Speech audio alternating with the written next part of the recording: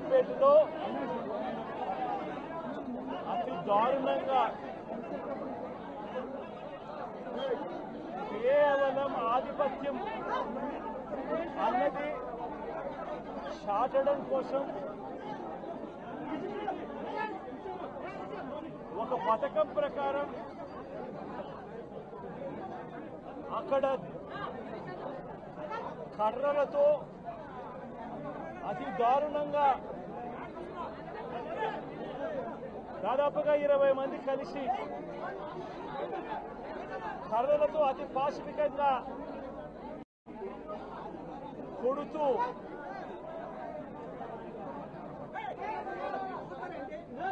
చివరికి హాస్పిటలైజ్ అయి తీవ్రమైన దెబ్బలతో వాళ్ళు హాస్పిటల్లో ఉంటే ఏం సాధిస్తా ఉన్నారు చంద్రబాబు నాయుడు గారిని అడుగుతా ఉన్నాను. మీరు చేసే ఈ కిరాతకాలు, ఈ దారుణాలు వాళ్ళ ప్రజలేమన్నా భయపడతారనుకుంటున్నారా? ఎవరు భయపడరు. ఇది ఇంకా కోపంగా మారుతుంది. ఇది ఇంకా కోపంగా మారి చంద్రబాబు నాయుడు గారిని, తెలుగుదేశం పార్టీని రెండింటినీ కూడా బంగాళాఖాతంలో కలిపే పరిస్థితిని కూడా దారితీస్తాయి. మామూలుగా కొత్త ప్రభుత్వం వస్తే ఆ ప్రభుత్వం మీద వ్యతిరేకత రావడానికి కాస్త కూస్త టైం పడుతుంది. కానీ మొట్టమొదటిసారిగా చూస్తా ఉన్నాం చంద్రబాబు నాయుడు గారి మీద వ్యతిరేకత అన్నది చాలా ఫాస్ట్ గా పెరిగిపోతా ఉంది. నిజంగా ముఖ్యమంత్రిగా ఉన్న వ్యక్తి గవర్నెన్స్ మీద ఫోకస్ పెట్టాల్సింది పోయి ఏం చేస్తా ఉన్నాడు అన్నది ఒక్కసారి తనను తాను ప్రశ్నించుకోవాలి అని అడుగుతా ఉన్నా. ఈరోజు రైతులకు సంబంధించి వ్యవసాయం పూర్తిగా ముమ్మరంగా సాగుతా ఉన్న పరిస్థితుల్లో రైతులకు తాను హామీ ఇచ్చిన మేనిఫెస్టోలో తాను చెప్పిన హామీ రైతులకు 20,000 రూపాయలు పెట్టుబడి సహాయంగా ఇస్తానని చెప్పి రైతులకు ఎగరగొట్టేశాడు. ఇవ్వాల్సిన రైతు భరోసా సొమ్మును కూడా ఇవ్వకుండా, ఎక్కువ చేసి ఇస్తానన్న రైతు భరోసా సొమ్మును కూడా ఇవ్వకుండా రైతులకు మోసం చేశాడు.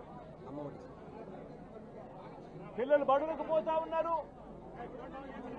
ఎంతమంది పిల్లలు బడులకు పోతా ఉన్నారు అన్నది అందరికీ తెలిసిన లెక్కలే. ప్రతి సచివాలయంలోనూ ఎంప్లాయీస్ ఉన్నారు, మండల ఎడ్యుకేషన్ ఆఫీసర్లు ఉన్నారు.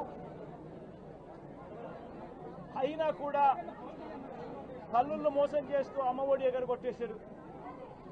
ప్రతి పిల్లాడికి ఇస్తాను అని ఎన్నికలప్పుడు చెప్పిన హామీ నీకు 15,000, నీకు 15,000, నీకు 15,000, నీకు 15,000 అని చెప్పి ఆ ప్రతి పిల్లాడిని చూపించి ఇస్తాము అని చెప్పి ఆ పిల్లలను మోసం చేశారు. ప్రతి అక్క చెల్లెమ్మలను మోసం చేశారు. తల్లులకు అమ్మఒడి ఇస్తామని తల్లుల దగ్గర నుంచి మొదలెడితే ప్రతి తల్లికి 18 సంవత్సరాలు నిండిన ప్రతి అమ్మాయికి, ప్రతి అక్కకు, ప్రతి చెల్లెమ్మకు నెలకు 1,500 రూపాయలు ఇస్తామని చెప్పి వాళ్ళను మోసం చేశారు. ఈరోజు ఫీజు రీయింబర్స్మెంట్ తీసుకుంటా ఉన్న పిల్లలు జనవరి, ఫిబ్రవరి, మార్చి క్వార్టర్ ఫీజులు రాలా. ఏప్రిల్, మే, జూన్ ఫీజులు, 2వ క్వార్టర్ కూడా ఫీజులు రాలా. పిల్లలు చదువుకునేదానికి కూడా ఇబ్బంది పడే పరిస్థితిలోకి, ఫీజులు కట్టలేని పరిస్థితిలోకి కాలేజీ యాజమాన్యాలు ఫీజులు అడుగుతా ఉన్న పరిస్థితిని ఈరోజు చూస్తా ఉన్నాం. పిల్లలకు వసతి దీవెన ఎగరగొట్టేశారు. అక్క చెల్లెమ్మలకు సున్నా వడ్డీ కూడా రావాల్సిన సున్నా వడ్డీ కూడా మామూలుగా ఏప్రిల్లో రావాల్సిన అది ఎగరగొట్టేశారు. ఇవన్నీ కూడా వైఎస్ఆర్ కాంగ్రెస్ పార్టీ ఉన్నప్పుడు, జగన్ ముఖ్యమంత్రిగా ఉన్నప్పుడు క్రమం తప్పకుండా క్యాలెండర్ ఇచ్చి ప్రతి ఒక్కరిని కూడా ఆదుకుంటూ వస్తా ఉన్న పరిస్థితి. అమ్మఒడి అయితేనేమి, రైతు భరోసా అయితేనేమి, విద్యా దీవెన అయితేనేమి, వసతి దీవెన అయితేనేమి, సున్నా వడ్డీ అయితేనేమి, మత్స్యకాల భరోసా అయితేనేమి, ఇవన్నీ కూడా ప్రజలు మాకెందుకు ఇంకా ఇవ్వలేదు అని చెప్పి ప్రజలు అడుగుతా ఉన్నారు. వారి గురించి పట్టించుకోకుండా, వారికి చేయాల్సిన మంచి గురించి పట్టించుకోకుండా స్కూళ్లను నిర్వీర్యం చేస్తూ, చదువులను నిర్వీర్యం చేస్తూ, హాస్పిటళ్లను నిర్వీర్యం చేస్తూ, చివరికి ఏ ఒక్కరు కూడా మిమ్మల్ని ప్రశ్నించకూడదు అని, ఏ ఒక్కరు కూడా రోడ్లెక్కకూడదు అని ఈ మాదిరిగా భయాందోళనను క్రియేట్ చేయాలనే ఉద్దేశంతో గ్రామ స్థాయి నుంచి మొదలెడింది. ప్రతి ఒక్కరికి కూడా మీ కక్షలు, మీ కార్పణ్యాలు మీరు తీర్చుకోండి అని చెప్పి గ్రీన్ సిగ్నల్ ఇస్తూ గ్రామ స్థాయి నుంచి ఈ భయానక వాతావరణాన్ని క్రియేట్ చేస్తా ఉన్నారు. ఆలోచన చేసుకోమని అడుగుతా ఉన్నా. మళ్ళీ చెప్తా ఉన్నా చంద్రబాబు నాయుడు గారికి, మీరు చేస్తా ఉన్నది తప్పుడు సాంప్రదాయం.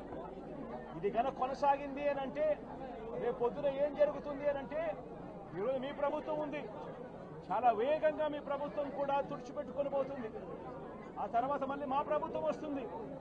ఆ తప్పుడు మా ప్రభుత్వం వచ్చినప్పుడు కార్యకర్తలు నేను వద్దు అని చెప్పినా కూడా వినకుండా ఆ కార్యకర్తలు చంద్రబాబు నాయుడు గారి తెలుగుదేశం పార్టీ వాళ్ళందరికీ కూడా బుద్ధి చెప్పే పరిస్థితి కూడా చంద్రబాబు నాయుడు గారు బీజం వేస్తా ఉన్నారు ఈరోజు.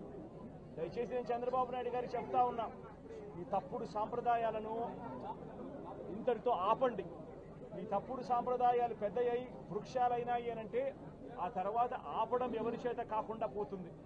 ఇప్పటికే లా అండ్ ఆర్డర్ అనేది గాడి తప్పింది. ఇప్పటికే ఏం జరుగుతా ఉంది అన్నది మీకే తెలియకుండా కూడా జరిగేంత దారుణమైన పరిస్థితిలోకి ఈ రోజు లా అండ్ ఆర్డర్ పోతా ఉంది. ఒక వైఎస్ఆర్సీపీ కార్యకర్తలే కాదు, వైఎస్ఆర్సీపీని అభిమానించే వాళ్లే కాదు, చివరికి మహిళల మీద కూడా అగత్యాలు పెరిగిపోయినాయి, చిన్నపిల్లల మీద కూడా అగత్యాలు పెరిగిపోయినాయి. ఇష్టం వచ్చినట్టుగా రౌడీజం పెరిగిపోయింది. ఇష్టం వచ్చినట్టుగా ఎవరికి బుద్ధి పుడితే వాళ్ళు చేస్తా ఉండే కార్యక్రమాలు జరుగుతూ ఉన్నాయి. లా అండ్ ఆర్డర్ పూర్తిగా గాడి తప్పిన పరిస్థితులు కనిపిస్తా ఉన్నాయి. ఇప్పటికైనా చెప్తా ఉన్నాను, హెచ్చరిస్తా ఉన్నాం, మరొకసారి కూడా చెప్తా ఉన్నాం. శుక్రవారం ఈ మధ్య కాలంలోనే జరిగిన ఇంకొక ఘటనలో ఏకంగా చంపేసిన ఘటన చూశాం నంద్యాలలో. శుక్రవారం నేను అక్కడికి కూడా పోతా ఉన్నాను. ఆ ఘటనను కూడా ఒకసారి రాష్ట్రం దృష్టికి, దేశం దృష్టికి కూడా తీసుకొని పోయే ప్రయత్నంలో భాగంగా అక్కడికి కూడా వెళ్లి జరిగిన అగాత్యం, జరిగిన అన్యాయం అక్కడ కూడా హైలైట్ చేసే కార్యక్రమం కూడా చేస్తాం. ఖచ్చితంగా హైకోర్టు తలుపులు తడతాం, అవసరమైతే సుప్రీంకోర్టు తలుపులు కూడా తడతాం. ఇప్పటికే ప్రధాన రాజకీయ పక్షాలన్నింటికీ కూడా రాష్ట్రంలో జరుగుతా ఉన్న అన్యాయాల గురించి వివరించడం జరిగింది. ఇక హైకోర్టు, సుప్రీంకోర్టు గడపలు కూడా గట్టిగా వాళ్ళ తలుపులు కూడా కొట్టే కార్యక్రమాలు గట్టిగా చేస్తాం. రాష్ట్రంలో జరుగుతా ఉన్న ఈ అన్యాయాలు, ఈ ఆక్రందనల మీద ఎందుకు ప్రెసిడెంట్ రూల్ విధించకూడదు అని చెప్పి కూడా గట్టిగా వాళ్ళని అడిగే కార్యక్రమం కూడా చేస్తాం.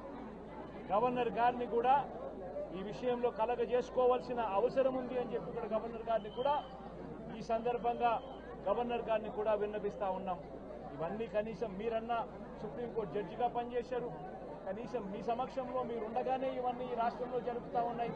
దయచేసి మీరు కూడా కాస్తో కూస్తో చూసేసి ఉన్నట్టుగా పోకుండా మీరు గట్టిగా ఇన్వాల్వ్ కమ్మని చెప్పి గవర్నర్ గారిని కూడా ఈ సందర్భంగా విజ్ఞప్తి చేస్తాం.